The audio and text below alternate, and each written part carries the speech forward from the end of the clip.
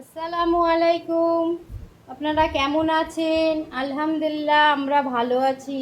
আজকে আমাদের লাঞ্চে কি কি আইটেম করেছি, লাঞ্চের থালিটা আমি একটু সাজাবো।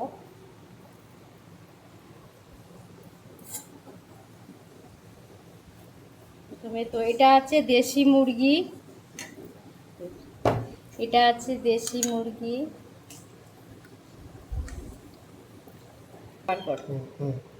এটা আছে, এর মধ্যে দেশি মুরগির ভিতরে দিয়েছিলাম কাঁঠালের আঁটি।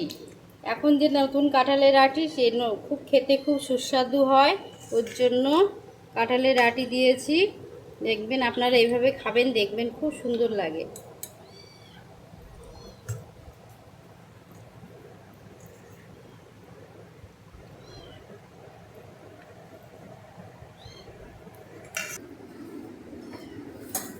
রুই মাছের ঝোল,